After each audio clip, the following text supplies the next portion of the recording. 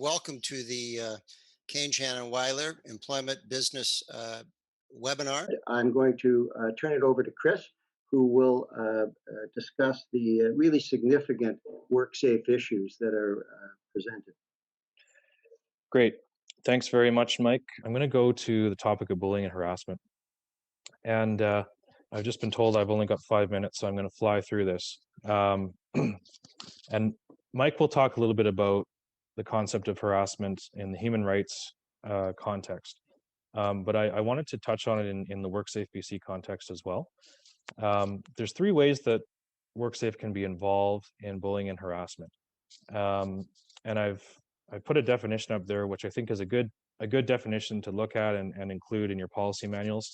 It's any inappropriate contact or conduct or comment by a person towards a worker that the person knew or reasonably ought to have known would cause that worker to be humiliated or intimidated, but excludes any reasonable action taken by an employer or supervisor relating to the management and direction of workers or the place of employment.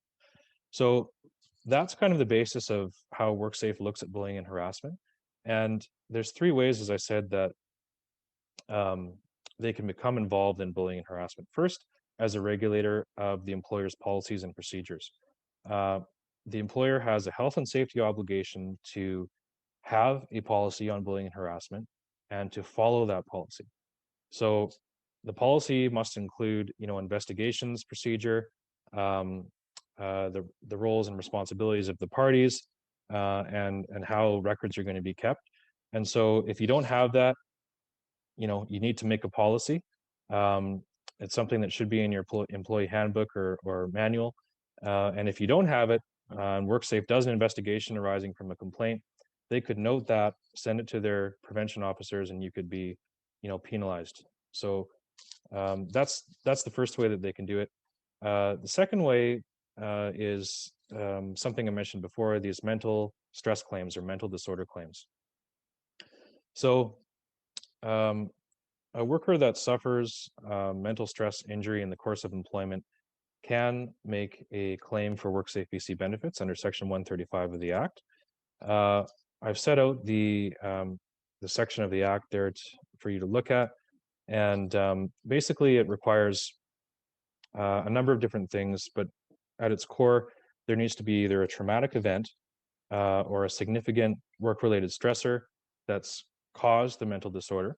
The mental disorder itself has to be, as I mentioned, specifically diagnosed by a psychologist or a psychiatrist.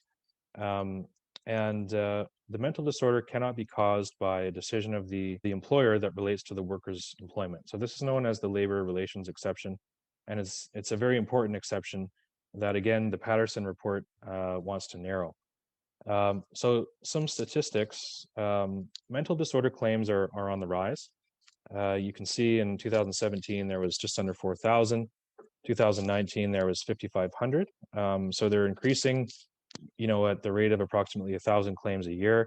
You can also see on the left side of the graphic that more and more claims are being allowed. So in 2019, 63% of the mental disorder claims were allowed. And I expect and anticipate that 2020, the numbers are going to be even higher. And I think that's going to continue to increase given the toll that COVID-19 is playing on mental health and also the continued prevalence of the Me Too era. So I'll talk a bit about bullying and harassment investigations. Where a worker makes a mental stress claim, WorkSafeBC is mandated to go into the workplace and do a harassment investigation.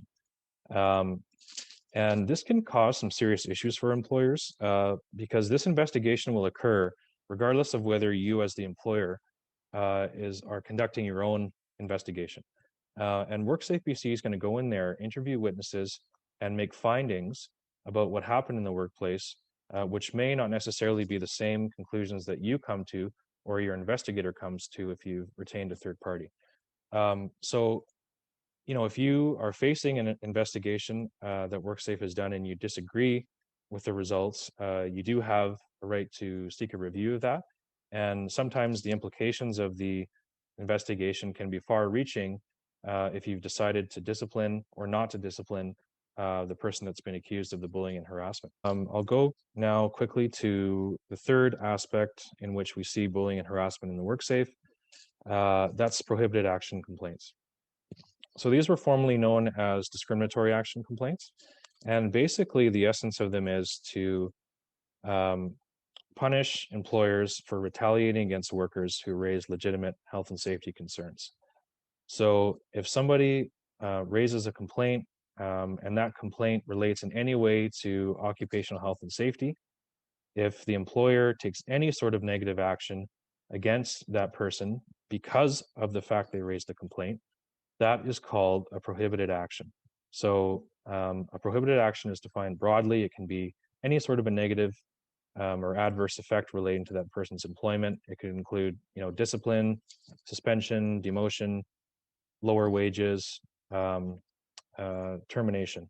It relates to bullying and harassment because bullying and harassment is considered an occupational health and safety issue. So nearly 50% of prohibited action complaints cite bullying and harassment as the safety concern that led to the alleged prohibited action. And we can see from the graphic there that, again, bullying and harassment related prohibited action complaints are on the rise. There were 456 complaints in 2019. That's up from 377 in 2015. And so it's important to recognize that when you do have a bullying and harassment complaint, to tread very carefully and consider any liability you might have under these provisions. If you down the road decide that you need to make changes to the person that has complaints employment, if that decision is in any way tainted by the fact that that person has raised a health and safety issue, you may be faced with a discriminatory or prohibited action complaint. And the reason they're so scary is the remedy. It's a make-whole remedy that WorkSafe provides somebody who can establish liability for a prohibited action complaint. So if you have terminated somebody and that person can prove that it was tainted by the health and safety complaint, you can be liable either to reinstate them, bring them back to your workforce when clearly you didn't want them there, or have to pay them all of the wage loss that they've suffered since the termination. So if that person hasn't worked, and these complaints can take up to a year or 2 years to get adjudicated, if for whatever reason that person hasn't worked, you could be on the hook for a year or two of wages. So again, seek advice if you're faced with one of these complaints. It's important to get advice early in the process because the investigation is done within a couple of days of the complaint. And if you're stuck with having to do an appeal, it's more challenging for us to help you.